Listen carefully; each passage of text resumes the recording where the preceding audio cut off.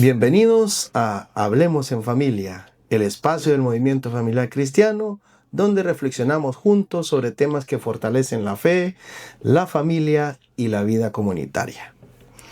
Hoy es nuestro primer programa y tenemos un tema muy especial: las realidades, los retos y dificultades que viven los sacerdotes en el mundo actual. Muchas veces vemos al sacerdote en el altar, pero detrás de esa verdadera vocación hay una persona pues con emociones, desafíos y también alegrías. Para hablar de ello nos acompaña una persona que admiramos mucho, queremos mucho, y estamos hablando del padre Osman Carvajal. Él es el sacerdote encargado del seminario menor de aquí de la ciudad de San Pedro Sula, al cual pues recibimos con mucho afecto y cariño. Bienvenido, padre.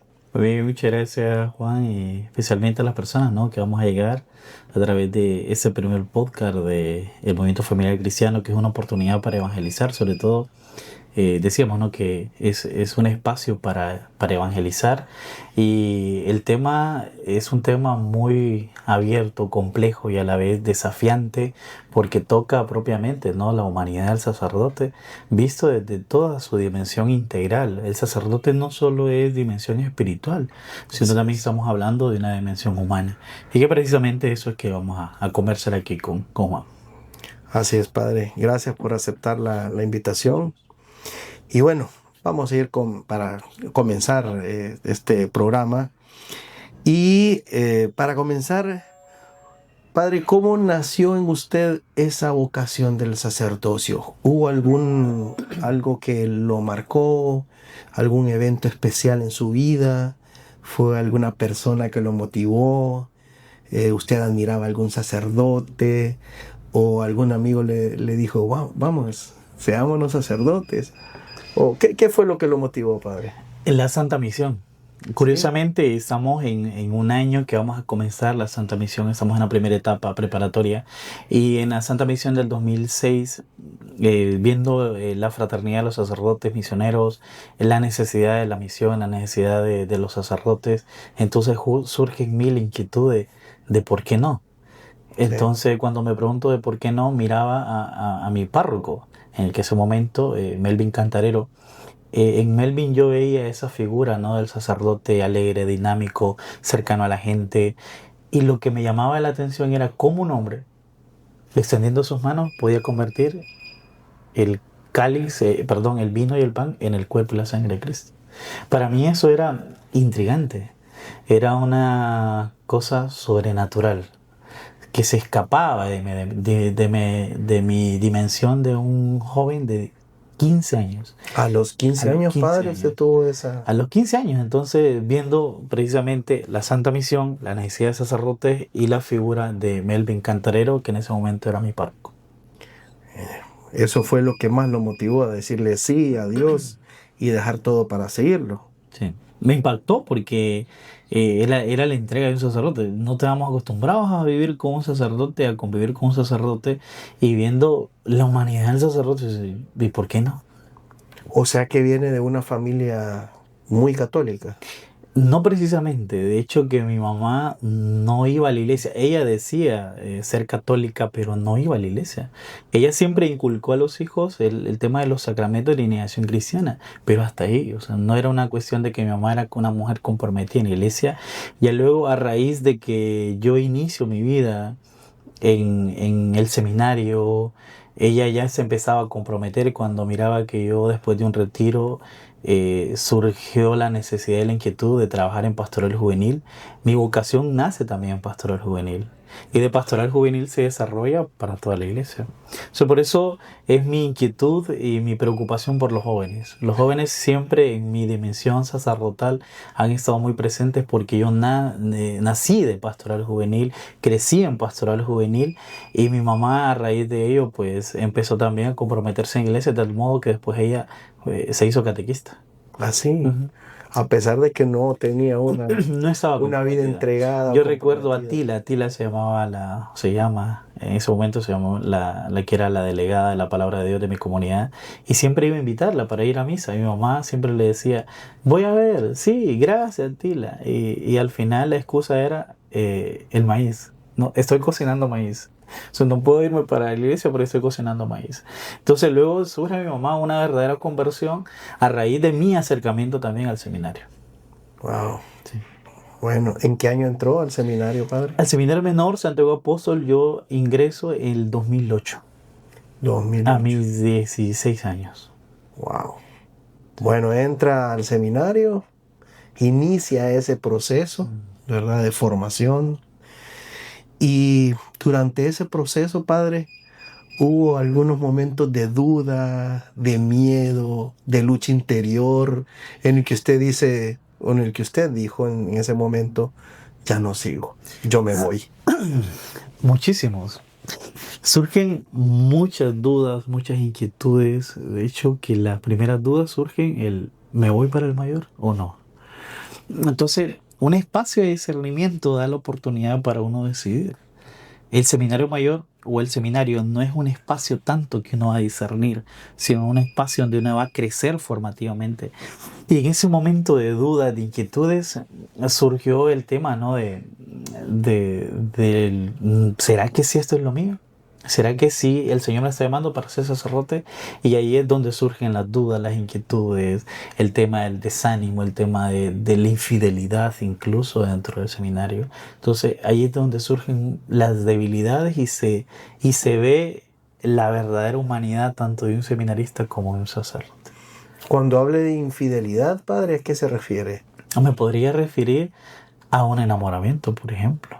Un enamoramiento no es una cuestión sobrenatural dentro de la dimensión del sacerdote. El sacerdote como hombre puede enamorarse, pero puede enamorarse perfectamente. Nosotros siempre, su eminencia, el cardenal, nos decía, si te enamoras, desenamórate.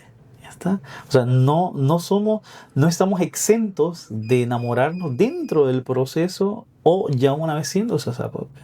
¿Por qué? Porque en nosotros está esa humanidad, la ratio fundamentalis, que es la que rige la formación de los seminarios en el mundo entero, dice que la vocación está cimentada sobre una base humana. Y esa base humana es la que hay que cultivar y formar dentro de la formación del seminario. Entonces, claro, cuando en mí surge ese enamoramiento, tiene que venir la infidelidad. ¿Por qué?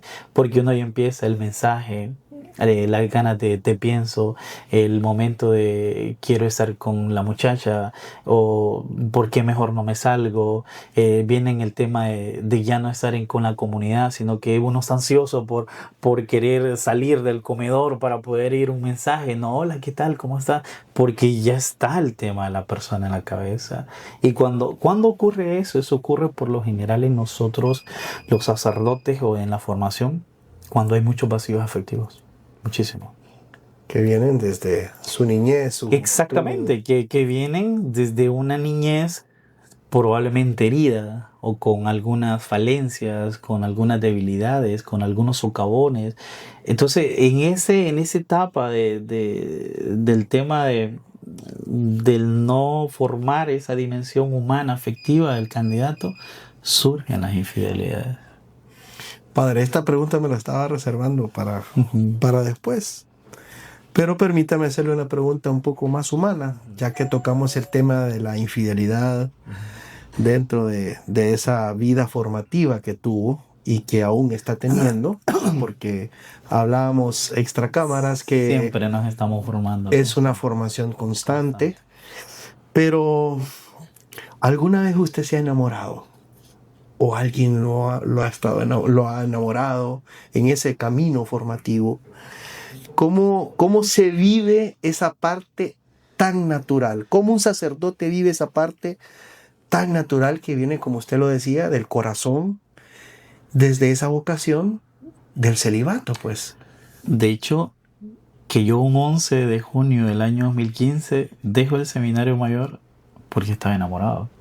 O sea, me enamoré. O sea que usted salió del seminario porque se enamoró. Yo salgo del seminario porque me enamoré y yo dije, no, lo mío es el matrimonio. O sea, me salgo enamorado y convencido de que lo mío era el matrimonio. En ningún momento me salgo tal vez por la persona, ¿no? Sino por el hecho de que estaba convencido de que a lo mejor eso no era lo mío. O porque no me sentía bien, o porque habían situaciones que trabajar, no estaba seguro. Entonces, después de una conversación con Monseñor Ángel, él siempre para mí ha sido un padre y él es quien me acompañó en todo mi proceso. Cuando yo le digo, Monseñor, estoy enamorado, Monseñor dice, bueno, te entiendo. O sea, Monseñor en ningún momento me recriminó, me dijo, no, eso no puede ser y tal. Eso me acompañó. Es que es como usted lo dice, es algo tan Me, humano, algo que puede exacto. ser, algo, Entonces, algo que puede suceder en ese me camino. acompañó y lo más idóneo en ese momento era no continuar el seminario. Porque estamos pensando que ya estaba en un primero de teología. Un primero de teología es un muchacho en etapa configuradora. Es un muchacho que ya tiene que estar configurado con el ministerio. En ese momento yo no estaba configurado con el ministerio. Yo estaba en misa pero pensando en la muchacha. O estaba en clase pero inquieto por mandar un mensaje. Entonces, ese enamoramiento y convencido de que era el matrimonio, mi vocación, tal vez no precisamente con esa persona, sino que el matrimonio lo estaba viendo como una opción de vida, sobre todo, ¿sabe? Era como para darle a esa persona y a mis futuros hijos lo que probablemente nunca me dieron a mí. El hecho de la necesidad de tener una familia. Lo que hablábamos, ¿verdad? Exactamente. O cuando uno va a pastoral y ve de esos matrimonios bien constituidos, uno le toma envidia, ¿sabes? Una envidia de la buena cuando uno ve, me gustaría que tal vez pudiese tener una familia así, la familia que tal vez no tuviste. Entonces una familia constituida, bonita y tal. Entonces en ese momento es donde surgen las inquietudes y las necesidades sobre todo de poder estar con esa persona, incluso de poderle dar una vida a esa persona. Y sí, entonces yo me retiro del seminario el 11 de junio del 2015, enamorado, y ese enamoramiento y tal, o esa salida me duró 4 años. 4 años fuera del seminario. 4 años fuera del seminario. ¿Y qué pasó? ¿Por qué decidió regresar? ¿Por alguna desilusión en ese amor o porque realmente recibió un segundo llamado, diría yo, del Señor? ¿Por qué yo regreso al seminario? Yo creo que regreso porque no me sentía lleno. Algo me faltaba. Y cuando le digo que algo me faltaba, ese algo no lo podía llenar nadie. Sí. Ni un trabajo, ni una persona, ni tal vez estar fuera del país, nada lo podía llenar. O sea, es como cuando dice el salmista, Señor, estoy como tierra reseca, agostada sin agua. Es como una necesidad, es como una infelicidad, como que no estás completo, como que sientes un vacío, como que sientes que estás en la barca equivocada. Y cuando estás en la barca equivocada, y si estás en la barca equivocada remando a un norte o a un sur, este, oeste equivocado, entonces no te sientes feliz. Y ahí es donde vienen de nuevo las preguntas, el discernir, el aclarar qué es lo que Dios quiere, no lo que yo quiero. Y cuando viene y te preguntas, ¿pero qué es lo que Dios quiere? Y no qué es lo que tú quieres, y lo que tú quieres y lo que Dios quiere van al mismo horizonte, la felicidad del hombre. Entonces, entre lo que tú quieres y lo que Dios quiere, Dios siempre pone en tu corazón lo que Él desea, que tú quieras lo que Él quiere. ¿Ves? Entonces ahí es donde terminas eligiendo la voluntad de Dios. Una voluntad difícil, ¿verdad? Difícil, Porque como Jesús en el huerto de Getsemaní dice, ok, Señor, sí, Padre, si quieres, si tú quieres, aparte de mí este cáliz, pero que no se haga mi voluntad, sino la tuya. Y cuando hacemos la voluntad de Dios, ahí es donde nos planifica la vida del Señor. Porque es una voluntad no fácil, porque no siempre lo que más te conviene te hará feliz. No siempre. O sea, a mí no me convenía tal vez regresar al seminario. sí. Porque tenía una relación estable, tenía trabajo, tenía una carrera de derecho, tenía una estabilidad. Cuando yo regreso al seminario, incluso algunos compañeros me decían, oye, ¿por qué regresaste? Tal vez no me convenía. Pero como no siempre lo que más te conviene te hace feliz. Así es. Padre, y la muchacha, ¿cómo quedó destrozada? Fíjese que Usted le dijo, no, mira, tengo un llamado de Dios, ya no podemos seguir. ¿O cómo fue ese momento? es de esas etapas donde sientes que que quisieras tomar una decisión condicionado por una persona, ya sea por hacer feliz a la otra persona, pero tal vez tú no estás lleno completamente. O tal vez estás lleno, pero te falta algo más. Es como que un vaso todavía no, le falta una gota para llenarse. Y solo la gracia de Dios puede rebalsar esa gota, como María Santísima, la que es Aritomene. Entonces, con el tema de la muchacha, yo recuerdo, yo tuve que en su momento viajar a España por cuestiones de trabajo. Estando en España en un monasterio, dije, yo quiero ser sacerdote. En la soledad, en el ambiente del silencio, yo le respondí al Señor porque ya venía preguntándome insistentemente, Señor, ¿pero qué quieres de mí? Pero no podía porque tenía miedo de dar el paso, de decir, pero bueno, luego tengo que regresar y ya estoy acostumbrado a una vida, a ganar mi propio dinero, a tener estabilidad, independencia propia. Y luego viene el tema de la obediencia con la iglesia, un montón de cosas, pero no estaba completo. Entonces, pues ahí es donde uno tiene que tomar una decisión. Y la decisión, lamentablemente, rompe algo. Y cuando algo lo rompes y queda ya roto, construirlo es bien difícil. Sí. Sobre todo en la otra persona. Definitivamente. Sí. La recuperación de la otra persona. Bueno, qué impactante, ¿verdad, padre? Porque la verdad que uno tiene esa figura del sacerdote que uno no se pone a imaginar que es un ser humano, ¿verdad? Que vive, que siente. Y bueno, a veces imaginamos que ustedes, los sacerdotes, viven una fe inquebrantable, pero también son seres humanos. ¿Cómo vive esa relación personal con Dios en medio de esa rutina constante y de esas exigencias diarias? Sabemos que la vida del sacerdote empieza muy temprano en la mañana y es una rutina diaria. ¿Cómo la vive el padre Osman Carvajal? Fíjese que al menos yo tengo una gracia, que mi función da pie para que tenga o pueda tener una relación más íntima con el Señor. Yo sé que los sacerdotes, no todos, pero la vida del sacerdote da pie para que estemos como Marta en muchas cosas. Entonces, cuando estamos como Marta en muchas cosas y descuidamos lo más importante, es cuando el ministerio se empieza a desfigurar y empezamos a falsear y a descubrir en nosotros nuestras propias debilidades. Al menos conmigo tengo la gracia de estar en seminario. Claro. Donde tenemos una vida de oración, al menos con el ritmo, ¿no? de la víspera, del rosario, del tema de las Eucaristías diarias. Un sacerdote igual las tiene. Pero entonces mi comunión con los muchachos, en la formación con ellos, es algo que es dinámico. Es muy dinámico, ¿va? La vida de las parroquias. ¿Sabe? El tema, Juan Ángel, es cuando nos viene el cansancio y la soledad. Esos dos fenómenos del cansancio y la soledad abonan para que nosotros los sacerdotes nos debilitemos. Y en esa debilidad, si no nos agarramos de la oración personal, es de donde nuestro ministerio se empieza a desfigurar. Porque nos cansamos y en el cansancio que Jesús se cansó también. Jesús se apartaba para orar porque estaba cansado, pero Él descansaba en el Señor. Hay un hermoso documento de Papa Benedicto que es precisamente eso, ¿no? El día del Señor, es descansar en el Señor para poder estar con Él. Y es en esos espacios donde uno surge la tentación de, que hecho ya me ha pasado.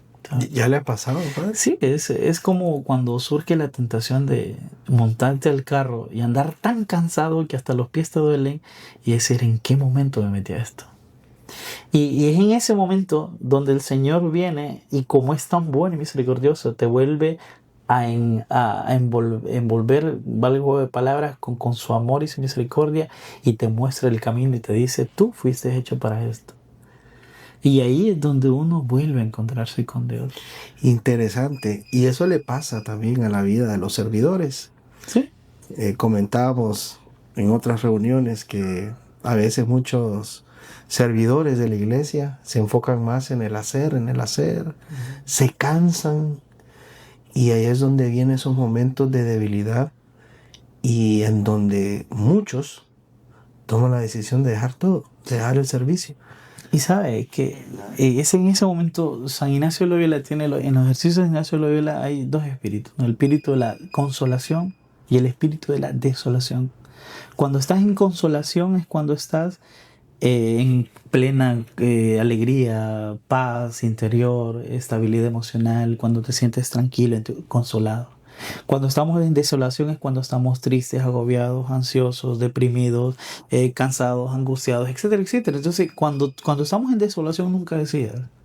Yo por lo menos decidí en desolación. Entonces, cuando tomas decisiones en desolación, siempre tus decisiones van a ser equivocadas. Sí. Entonces, cuando nosotros los sacerdotes, o cuando mi persona en desolación empieza a tomar decisiones, mis decisiones van a ser equivocadas, siempre. Entonces, en el tema de la desolación nunca se toman decisiones. Valga pues la analogía. Uh-huh. Usted cuando va a un supermercado con hambre, o sea, empieza a comprar cosas y tomar decisiones y comprar cosas que realmente no necesita. No las necesito. Y así es, valga la analogía, Uh-huh. ¿verdad? Sí. Bueno, padre, y sabemos que todos los sacerdotes pues tienen sus desafíos. ¿Cuáles considera que son los mayores desafíos que puede enfrentar un sacerdote en la actualidad, tanto en lo personal como en lo pastoral? Uno de los desafíos más grandes que nosotros podemos experimentar en la vida es la ruptura, el romper. De hecho, que ese desafío no solo es nuestro, sino que también es de los matrimonios, el romper. ¿Con qué? Nosotros rompemos con tener una vida emocionalmente con una persona. Rompemos y renunciamos. La renuncia. Eso algunos sacerdotes nos cuesta, otros nos cuesta, y esa es la lucha, ¿no? El sacerdote. Porque no solo romper, no, la rotura no solo implica temas sentimentales, sino también romper probablemente con una cierta comodidad, romper con el tema de mi egoísmo, romper con la avaricia, romper con la lujuria, la ruptura, el romper, el dejar, el renunciar a todo aquello que me aparta de la gracia es una de las situaciones o retos más difíciles, no solo del sacerdote, sino también de los matrimonios. Por ejemplo, un matrimonio recién casado que no quiere romper o renunciar al tema de que es que mi mamá, o sea, te peleas con tu pareja, con tu esposo o tu cónyuge, mi mamá o mi papá. Entonces ya vas y como que no has renunciado a aquello. No has cortado el cordón umbilical de que te implica que ya estás en otro mundo, ya tenés una familia. O cuando entonces estás recién casado, ¿no? Y querés vivir como soltero. No se puede, no puedes. Entonces, esa renuncia no solo son para nosotros los sacerdotes, sino también para los matrimonios. Pero en nosotros las renuncias son más grandes. No es que para ustedes, no, pero nosotros la renuncia es un tema. Hace poco tiraron un pequeño artículo, dice, cuando la sotana se convierte en negocio y no en evangelio. Tenemos el peligro de nosotros de vender nuestro ministerio a ciertas comodidades. Yo recuerdo muy bien a Padre Pedro Pablo, uno de mis rectores en seminario mayores, nos decía, nunca comprometan su ministerio con nadie. Nunca vendan, nunca hipotequen su ministerio. Padre Emilio nos decía siempre, ustedes no se pertenecen, ustedes le pertenecen a Dios, a la iglesia. No te perteneces a ti mismo, le perteneces al Señor. Y es en esa pertenencia donde viene. Qué bonita frase, le pertenece. No te perteneces, no te perteneces, le perteneces a la iglesia. Eres de la iglesia, le perteneces a Dios. Por eso somos consagrados. La palabra consagrado significa apartado, reservado para Dios. Eso significa la palabra consagrado. O sea, es en esos momentos de renuncia donde nos cuesta mucho renunciar. Sí. Sí, hay tantas cosas, ¿verdad? Tantas dificultades, tantos desafíos. Y también tienen el Padre Osman tantas responsabilidades. Misa, confesiones, visitas, reuniones, estar acá en las redes sociales. ¿Cómo logra mantener ese equilibrio, padre, entre su vida espiritual, su descanso y su misión pastoral? ¿Cómo llega usted y alcanza ese equilibrio? ¿Cómo lo mantiene usted? Me surge la anécdota de San Juan 23, San Juan 23 en un siglo muy difícil de la iglesia, el siglo pasado, cuando él convoca a Vaticano II, pero es un momento donde el tema del comunismo, el socialismo, pasamos de una guerra mundial, de todos los bloques de los países atacándose en una plena guerra fría, etcétera, etcétera. Papa San Juan 23, en ese momento de que la iglesia está tensa, el mundo está tenso y él tiene ese compromiso de la iglesia, dicen que él no dormía pensando en la iglesia, pensando en los problemas de la iglesia. Dice que una noche se acostó y dijo, pues que la iglesia no es mía, es del Señor. Así es. Voy a descansar en paz y que Él solucione todo. Voy a dormir. Ese día San Juan 23 descansó en paz, tranquilo, durmió tranquilo, porque no es el proyecto, es el proyecto de Dios. Entonces, pensemos que podemos hacer muchas cosas, pero pensando también que lo haces no porque tú seas bueno, sino porque Dios es bueno. Y cuando lo haces pensando que es el proyecto de Dios, solo es que tú pones un granito de arena. No eres el Superman del mundo. No eres un superhéroe.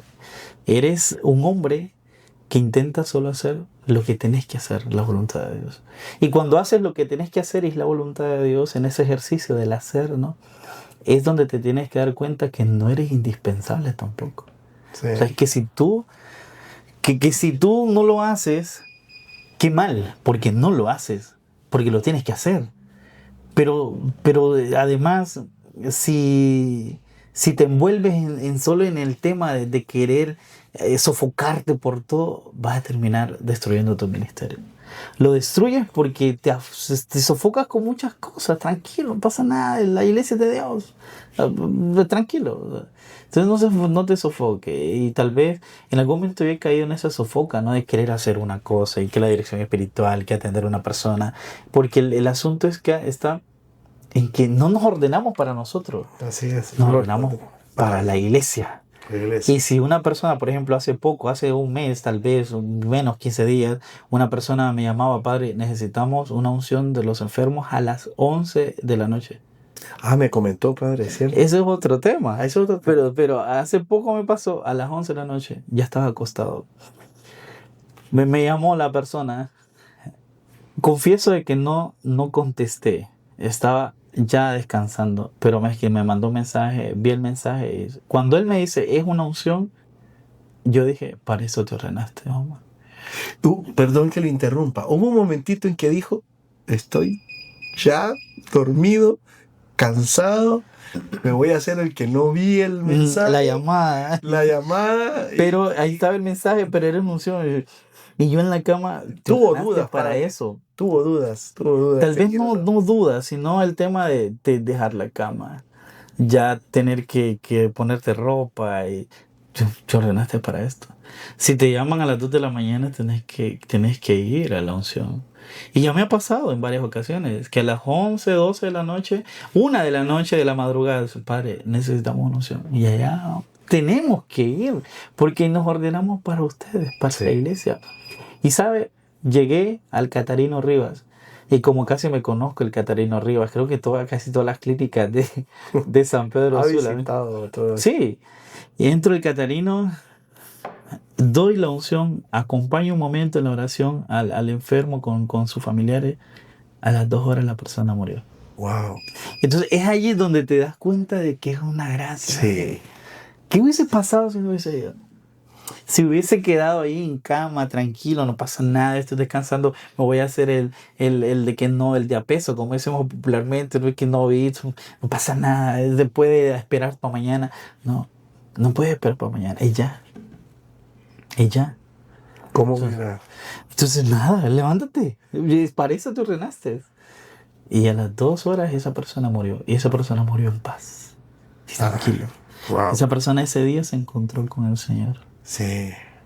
Qué cosas, son realidades que nosotros no conocemos, sí, los sacerdotes. Por ejemplo, otra experiencia, la persona me llama y dice, yo voy un momento. La persona me llamó muy tarde. La persona murió. En lo que ella salió de la sala y volvió a entrar, la persona murió. Y yo en camino, y padre, ya no venga. Siempre fui. Porque es del momento donde tenés que darle fuerza a los familiares y decirle, tranquilo, el Señor es misericordioso. Y es ahí donde las personas dicen, fue mi culpa. O sea, fue mi culpa. Mi mamá me pedía el sacerdote, fue mi culpa. Y la muchacha se echaba la culpa, fue mi culpa, fue mi culpa. Yo, tranquila. El sacerdote es una alma y es una espada de Dios en el mundo. Wow. Bueno, qué testimonios y experiencias, ¿verdad? Que le toca vivir a ustedes, ¿verdad? Como sacerdotes. Padre, en este tiempo tan cambiante, con el tema de las redes sociales, la sobrecarga de trabajo y una sociedad que muchas veces llega a cuestionar la fe, ¿qué es lo que más lo desafía a usted como pastor? Lo más desafiante de nuestra sociedad es el tema del caer en un relativismo absurdo, un relativismo y un materialismo tan aferrado a las personas que creemos que ahí no vamos a salir. El pensar de que solo son las cosas, ¿no? Que lo importante son las cosas, el tener, el poseer, el ser, el estar por encima de esa lucha con las personas, con nosotros mismos, con el pueblo santo de Dios, de no sentirse comprometido. Oigan, en las parroquias los sacerdotes necesitan gente que se quiera comprometer. El MFC necesita membresía, personas, matrimonios que se quieran comprometer, que quieran decir, Señor, yo quiero.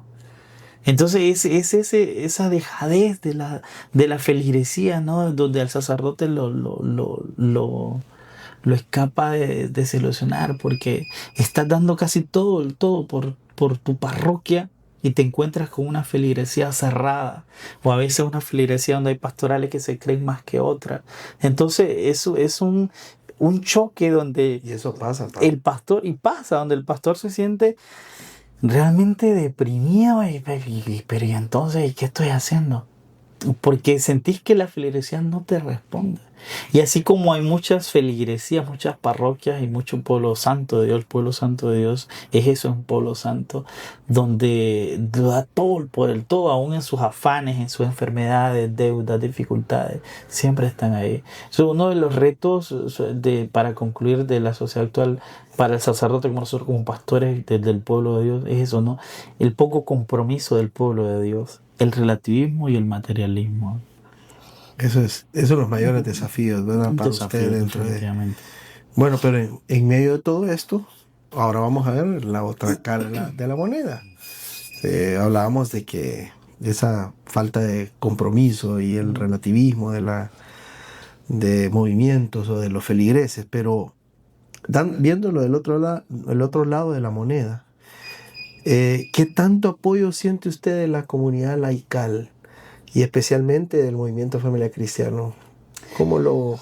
O sea, sabe que no es porque sea el movimiento y porque esté con el movimiento, ¿no? Sino que yo siento que en el movimiento uno encuentra un sí.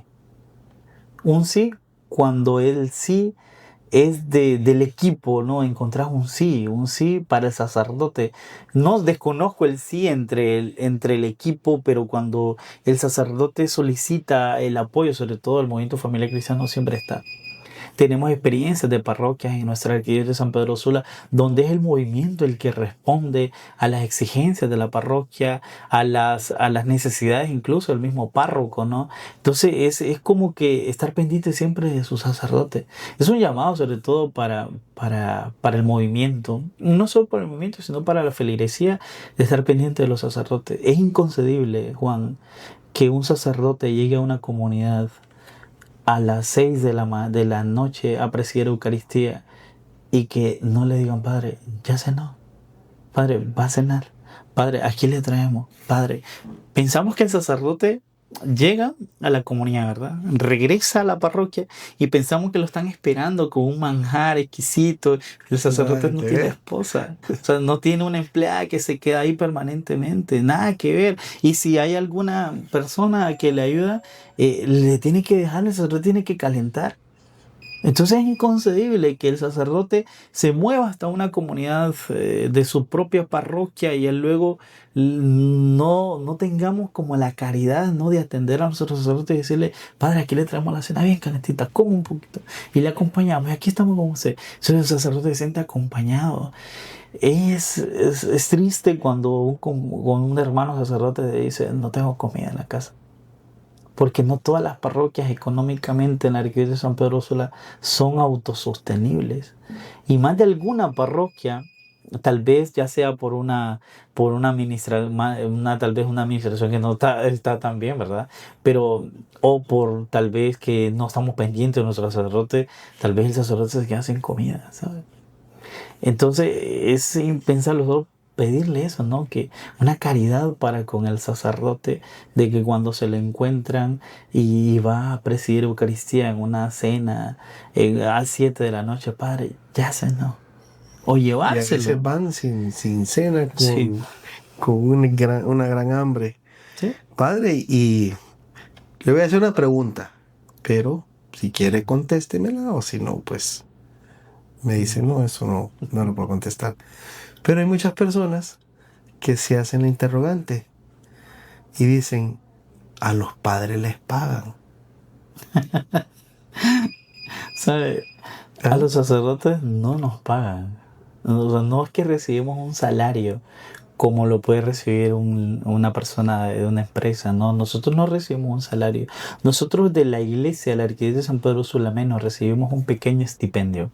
Ah, Digo pequeño porque no es una cantidad exorbitante, pero es una cantidad que te ayuda a solventar tus propias necesidades. Es una cantidad de un estipendio que te ayuda a solventar tal vez tus cosas personales, porque no puedes estar costeándole a la parroquia tu ropa, obviamente. tal vez tus cosas de necesidades y cosas que quieras, ¿no? Alguna cuestión que necesitas.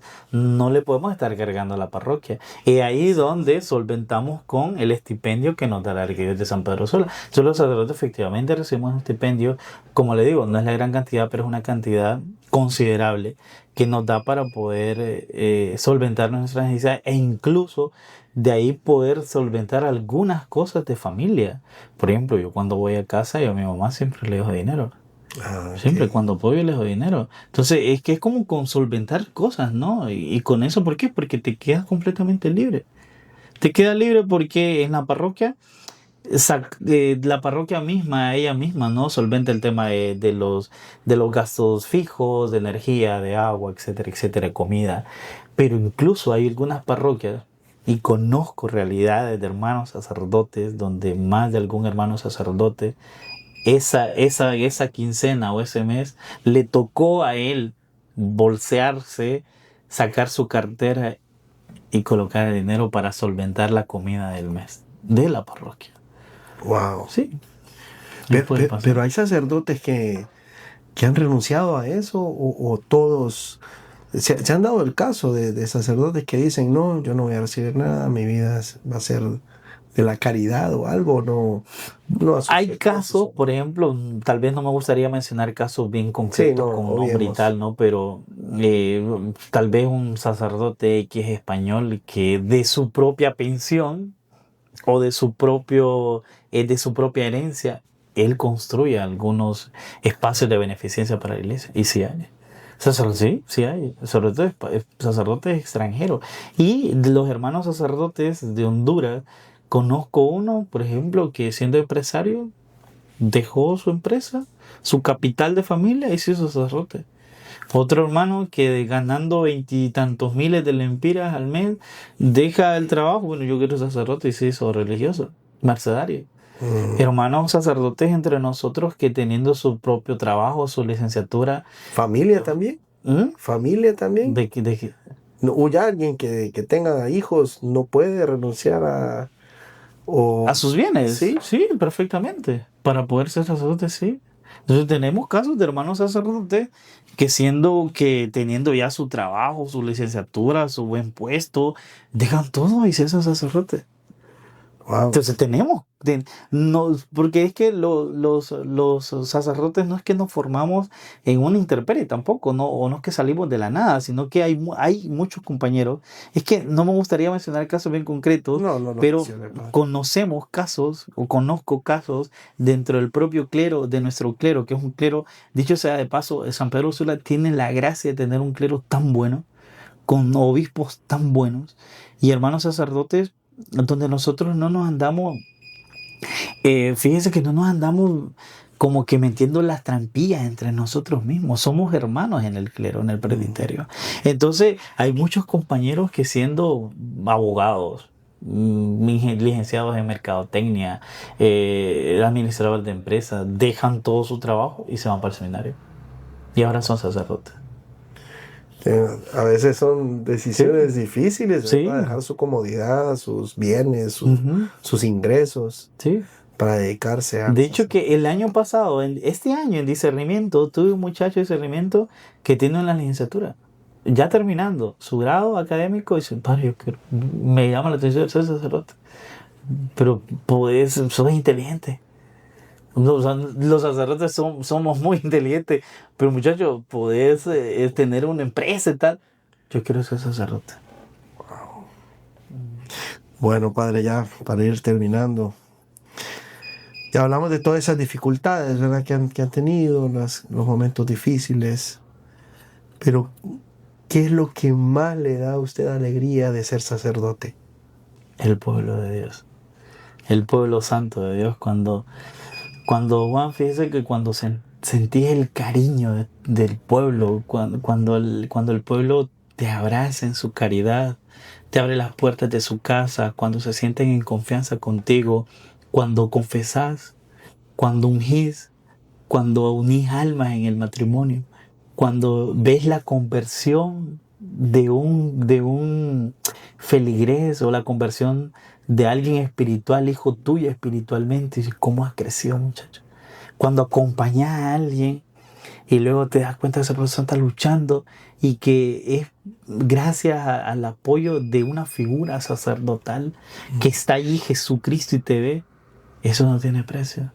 Es cuando venís y confesás a alguien y esa persona se va pero tan contento y feliz, aunque tú te quedes cargado con los pecados de la persona, pero aquella persona se va feliz. Eso es una dicha. La unción de los enfermos. Por Dios, la unción de los enfermos es uno de mis sacramentos favoritos. Amo la unción de los enfermos. Sí. Me encanta la unción de los enfermos. O el tema de la dirección espiritual. Entonces, todos esos temas y todos ir en torno a la Eucaristía.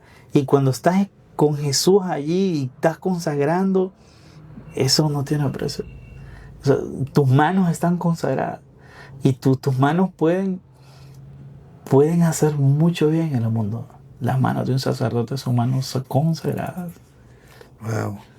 Claro, eso le da una alegría plena, sí, ¿verdad? A los sacerdotes, bueno, a mí en lo personal es cuando pones tus manos y aquello queda bendecido por la gracia de Dios. Tus manos consagradas, como dice San Juan María Vianney, ¿no? Si Nuestra Señora, la Virgen María, encontrara a un ángel y a un sacerdote, saldría al encuentro del sacerdote y le besaría las manos. Porque el ángel no le puede hacer presente a Jesús y el sacerdote sí. Por eso cuando un hermano sacerdote se ordena, pasamos todos los sacerdotes ya ordenados, lo abrazamos y algunos tenemos el gesto de besarle las manos, porque son manos recién consagradas, manos recién ungidas con óleo santo, manos ungidas con el óleo que unge y que luego va a poder perdonar pecados, unir almas. Y yo recuerdo una anécdota. Uno de mis primeros asistencias de matrimonio, la señora, yo no estaba empezando, ¿no? Uno generalmente pone las manos sobre la unión de las manos de los esposos. Pues a mí se me fue y no las puse, ¿verdad? Y una de las señoras, la abuela de las muchachas, me va a buscar. Me dice, padre, quiero que ponga las manos, ponga sus manos. Y me hizo que ellos que volvieran a juntar sus manos y bendiciera, que unión con la imposición de mis manos. El pueblo santo crees mucho en la imposición de las manos de los sacerdotes. Sí, la verdad que sí, es un pueblo muy, muy creyente, ¿verdad? De todas esas tradiciones que se viven. Ya otra pregunta, padre, que sí se me había escapado dentro de su formación o toda su vida sacerdotal. ¿Hay algún testimonio o alguna situación especial que haya marcado su ministerio o que le haya reafirmado esa vocación al sacerdocio? Definitivamente la vez que una señora me sacó de una sala del hospital, el de la clínica, una de las clínicas de San Pedro Sula. Yo estaba cansado, pero es un de esos días donde yo dije, yo no quiero ser sacerdote. Wow. Ese estaba cansado, los pies me punzaban, ya no podía. Iba saliendo de una bendición, luego de esa bendición me llama, me dice, padre, fíjese que necesitamos una opción. Y yo dije, ando cansado. Pero lo humano, ¿verdad? Para esto te ordenaste. Para eso te ordenaste. Entonces fui y sí, está bien, ahí voy. Ya fui. Estaba terminando la unción. Nunca se me olvida. Estaba terminando la unción. Y llegó una persona a sacarme de la sala. Era una señora. Y ella iba como que desesperada, ¿no? Porque necesitaba un sacerdote. Ella estaba esperando que un sacerdote llegara, pero el sacerdote que ella llamó se le estaba haciendo complicado el tema del tráfico, venía de otro sitio, etcétera, etcétera. Aquello se complicó y ella andaba urgida porque su mamá iba a ser intervenida quirúrgicamente. Entonces yo le dije, ok, ya terminó, déme un momento. Entonces la persona se salió de la habitación, me esperó afuera, solo vio que salí, me toma de la mano y me llevaba como jalado porque es que mi mamá lo necesita.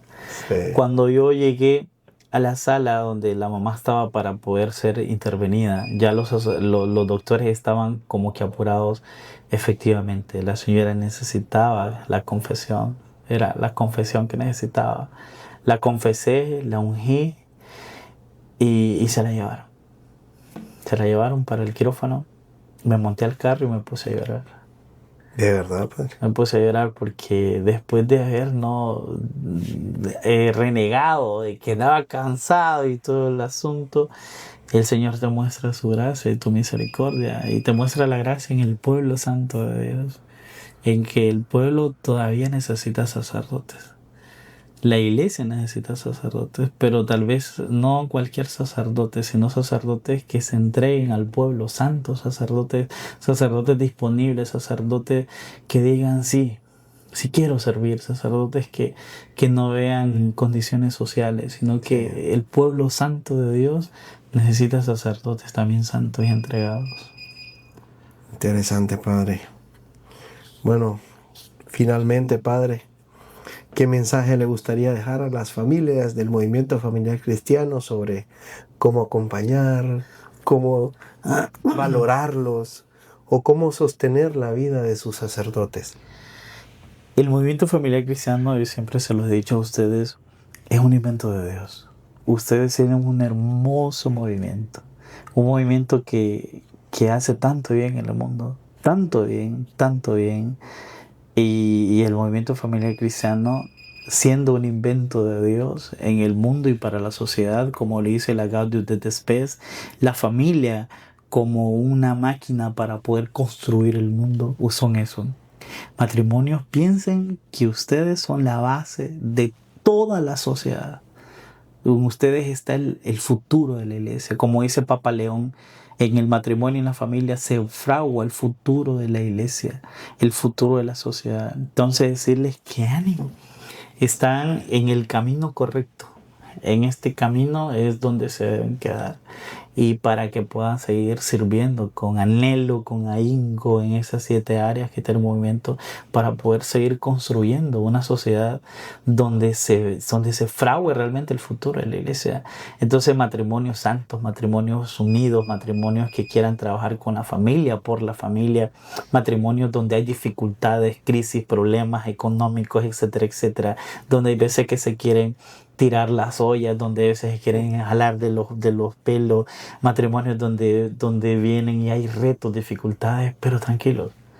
todo pasa. Toda noche oscura tiene su final. Y esa noche oscura, donde tiene su final, culmina en la gloria de Jesucristo, que los ha llamado para la consagración del matrimonio. Amén. Amén. Padre, muchas gracias por abrirnos su corazón, por permitirnos conocer un poco más de la parte humana y espiritual del sacerdocio, ¿verdad? Hoy nos quedamos con una enseñanza muy grande. Nuestros sacerdotes también necesitan oración, Así es. acompañamiento, cariño. Son pastores que se entregan o que entregan su vida para nosotros, pero también necesitan sentirse acompañados por sus comunidades. Gracias por compartir, Padre, con nosotros este tiempo y por su hermoso testimonio, ¿verdad? Amén. Y bueno, seguimos en este camino. Es nuestro asesor eclesial, ¿verdad? El Movimiento Familia Cristiano. Y vamos a seguir pues sirviéndole con ese empeño y cariño. Muchas gracias, Padre. Feliz noche. Y hasta aquí llegó nuestro programa Hablemos en Familia. Muchas gracias por habernos acompañado. Nos encontramos en el próximo episodio para seguir construyendo juntos familias fuertes en la fe y en el amor de Cristo. Que Dios le bendiga.